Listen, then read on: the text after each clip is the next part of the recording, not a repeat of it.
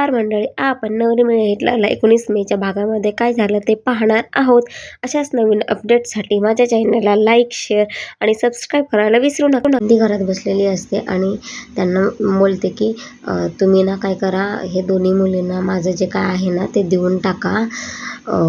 माझ्याकडे आता जास्त दिवस राहिलेले नाही आहे. मग लीला म्हणते, आई असं का बोलतीये, तुझं लग्न झालं असतं ना तर मला खूप चांगलं वाटलं असतं.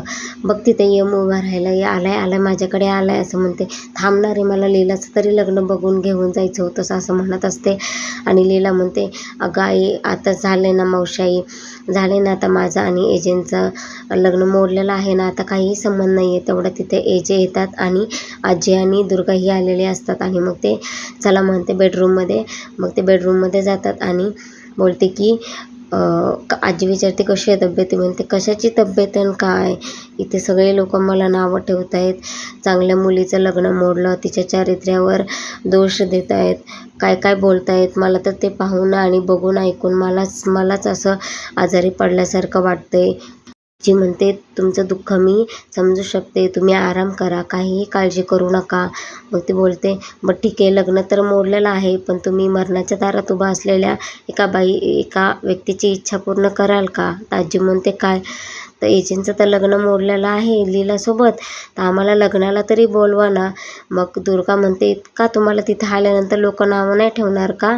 मग ती बोलते, ठेवू दे ना, पण त्यांना असं वाटेल ना की ह्यांचे संबंध अजूनही चांगले आहेत, त्याच्यासाठी मला बोलवा म्हणून. थांबलेल्या असतात आणि लीलाला पाणी देण्यासाठी सांगितलेलं असतं. लीला म्हणते, हे काय आपलं साधं पाणी पिणार नाहीत, त्यांना तर मिनरल वॉटर लागत असेल. मग ती पाणी उकळत बसलेली असते. मग एजे म्हणतात की पाणी देशील का, पाणी देता का मला प्लीज. मग तोच आतमध्ये जातो आणि पाणी घेऊन पितो. म्हणतो तहान भागली ना की झालं, पाण्याचं तेच महत्त्व असतं. पाशी थांबलेलं असतात आणि लीलाला म्हणतात, ते देऊ शकतेस का मला. तर ती देते आणि खातो आणि म्हणतो खूप छान टेस्ट आहे, बाबांनीच बनवली असे. बोलते की रेवूनी बनवले, रेवू आमची खूप छान बनवते म्हणून. आणि मग तेवढ्यात तिथे आजी एजांना आवाज देतात. एजा आतमध्ये जातात आणि दुर्गाने पत्रिका आणलेली असते. तर मग बाबा उठतात पत्रिका घेण्यासाठी, पण कालिंदी म्हणते नाही लीलाला द्या म्हणून. मग लीला तिथे येते आणि पत्रिका घेते. मग आजी म्हणतात की असं मोकळ्या तोंडाने बोलायचं, बोल ना काहीतरी.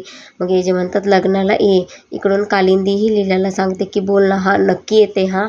मग लीलाही म्हणते की नक्की येतो म्हणून. आणि मग ते बाहेर जातात. आणि मग बाहेर गेल्यानंतर आजी म्हणतात की मला लीलाशी बोलायचं आहे. मग ते सगळेच बाहेर जातात.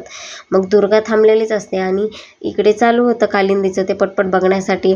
मग दुर्गा म्हणते की आता तर तुम्हाला बाहेर उठवणं पण होत नव्हतं आणि आता तुम्ही असं सगळं करतायत, बघतायत, हातात घेतायत वगैरे. मग ती बोलते,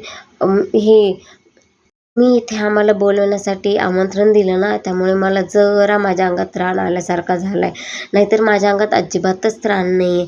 दुर्गा म्हणते, हे जे काही नाटक करतायत ना, ते नाटक कंपनीमध्ये होते का तुम्ही, पहिलं नाटक बंद करा म्हणते. बोलते तुम्हाला जे काय हवं आहे ना ते मी काहीच मिळू देणार नाही आहे. आणि हां, नाटक कंपनीऐवजी पॉलिटिशियनमध्ये जा, म्हणजे तिथे तुमच्या आवाजाने तरी घाबरतील म्हणून. इथे तुम्ही नाटक करू नका. आणि आजींना तुम्ही घाबरवू शकता, पण मला नाही, मला सगळं कळलं तुमचं हे नाटक आहे म्हणून. मग ती बाहेर जाते आणि कालिंदी म्हणते, बघ मी लग्नात कसा राडा घालते म्हणून. इथेच एपिसोड संपतो. नवीन अपडेटसाठी चॅनलला लाईक, शेअर आणि सबस्क्राईब करायला विसरू नका.